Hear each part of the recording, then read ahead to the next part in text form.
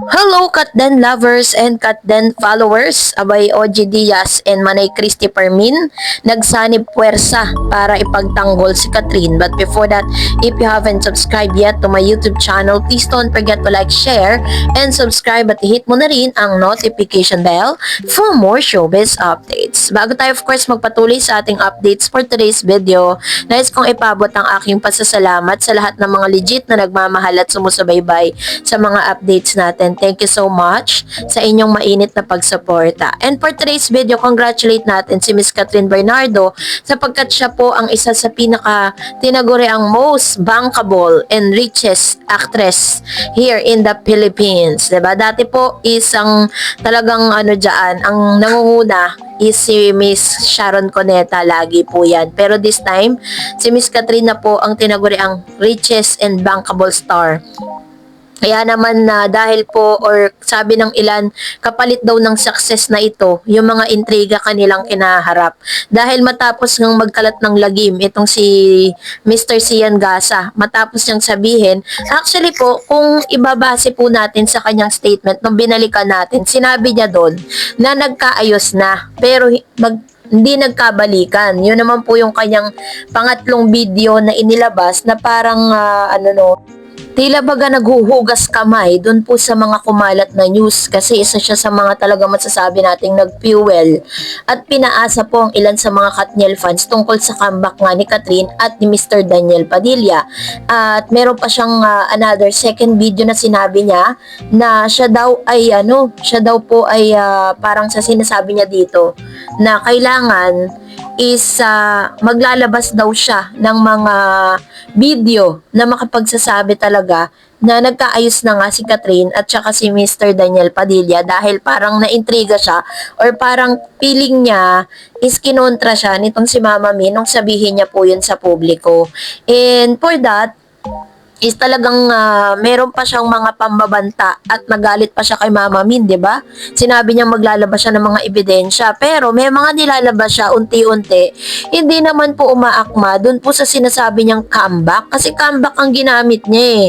Kaya tuloy yung mga Katniel talagang umaasa ng todo, ang daming natuwa, 'di ba? Pero nandun pa rin pala sila sa form or doon po sa tema na kung saan is nagkausap na sila pero wala na po yung usapang magkakabalikan pa sila.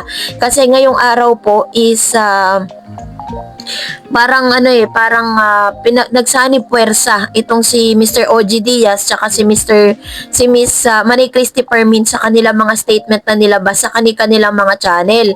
Base raw doon po sa kanilang source, meron po silang sinasabing source po nila na nagsasabi na nagkaayos na nga si Mr. Daniel Padilla and Miss Catherine pero hindi raw nila kinukumpirma na nagkabalikan. So ang tanong ko, bakit kaya nila parang silang naguhugas kamay ngayon sa mga sinasabi nila ngayon, 'di ba? Parang merong something kasi sabay po si Manny Christopher Minin OG Diaz sa naging topic po nila ito dahil syempre trending nga naman. And yun din yung sinabi nila na nagkausap na pero hindi pa po nagkakabalikan, which means is as nililihis po nila si Alden Richards, sa kwento. Parang sinasabi nilang hindi na nila nararamdaman si Mr. Alden Richards. Ito, panoorin natin. Ayos sila. Pero yung balikan, wala pa. Pero okay sila. Malinaw na sinabi ni Mr. OG Diaz na nagkaayos sila pero ang balikan wala pa.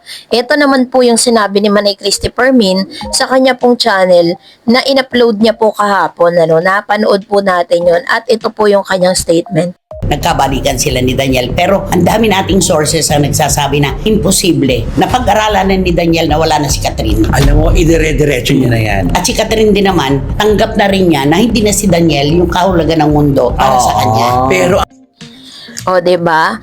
Yung parehas na Queen of Marites na si OG Diaz at saka si Miss Christy Permin is uniform yung kanilang sinasabi na parang wala na talagang balak at wala nang plano pa si Miss Catherine Bernardo na bumalik doon po sa kanyang dating collab team.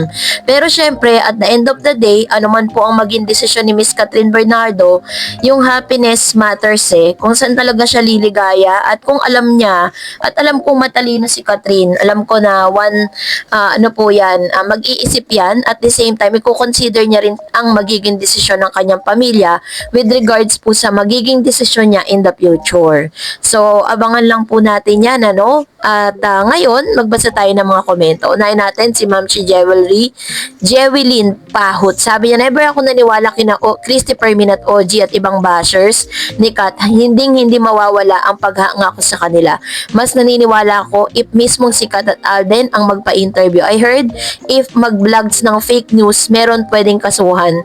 Kaya sa mga bashers ng Kat din, sa mga inggitera, meron na kayong kalalagyan. Thank you, Miss Tarel, sa pag-support mo sa Kat din. Ikaw ang totoong nagtatanggol sa love team na ito. You're the best vlogger. Ingat lagi and God bless everyone. Kat din lang at wala na pa ng iba pa.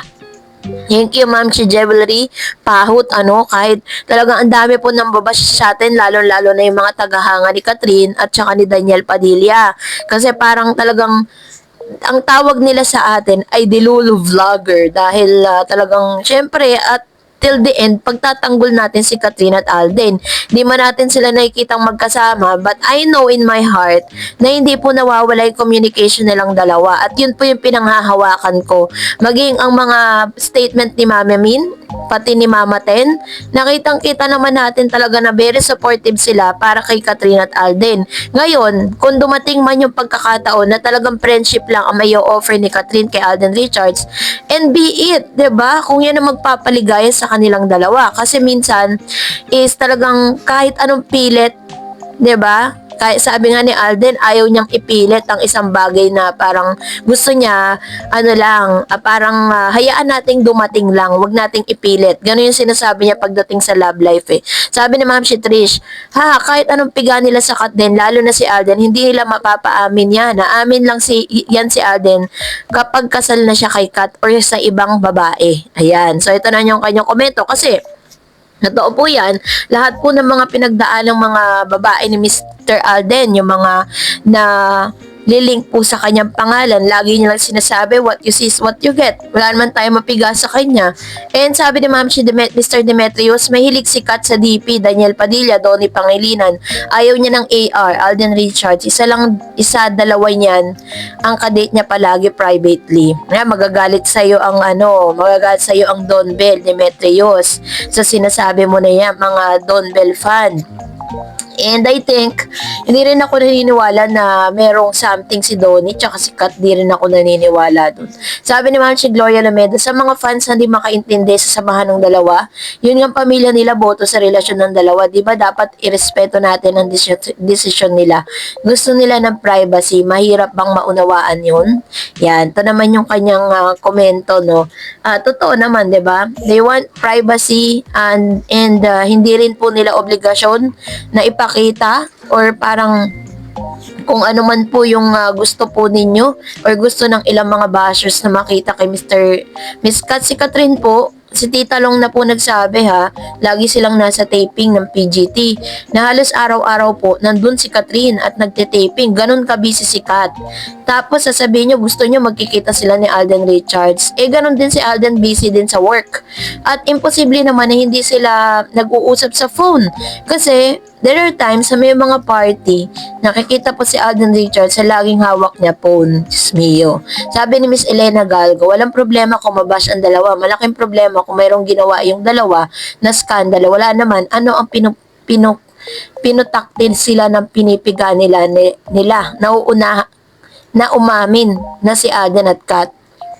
Ngay parang, hello? Sino ba kayo? Diba? Parang gustong-gusto niyo talaga na sa bibig or parang pinipiga niyo yung mga tao.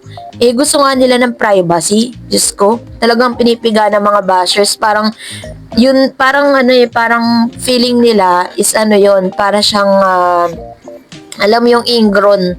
Diba? Yung ingron sa paa na pag parang pilit niyong tinatanggal kasi yun yung happiness nyo. Pero hindi nyo pwedeng diktahan si Catherine at Alden. Sabi ni Miss Coco Chan, hello Dar, it's not too affected with unreasonable source. Nag-aayos but hindi nagkabalikan. There's nothing wrong. If they belong in the same network, tumigil ng ligaw. Dahilan, sila na love life. sila na. Love life, private, wag makialam. Leave them alone. Friendship is just your choice. You're very fortunate to have one or two loyal and devoted. And that is one in a million. I may say that your happiness is your happiness. And it's a choice. Totoo naman, 'di ba? You need to choose your happiness.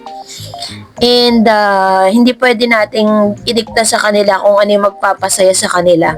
'Di ba? Nakitaan niyo po ba na kahit kailan nagsalita si Catherine sa mga ganyang bagay, no? Sabi niya pa, from Catherine to Alden, team palagi. Maybe these are the right words to say. I just wanted to say thank you for being with me in my highs and my lows. My life hasn't been easy, but one thing I know is that you have never left my side. Thank you, God, for allowing me to be happy as well as the part of this incredible journey.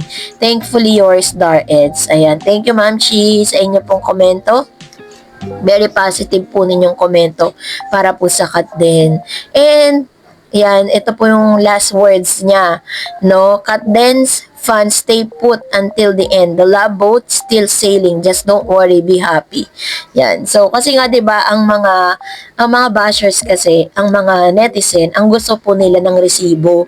Gusto po nila yung nakikita sila together dahil nga sinasabi nila they are public figure and ang iniisip ng mga tao na karapatan nilang malaman, etc. 'di ba? Pero privacy is everything. So, that's it for today. For more videos and updates, please don't forget to like and subscribe. And please don't forget to follow my Facebook page, Dar Eds TV. God bless everyone.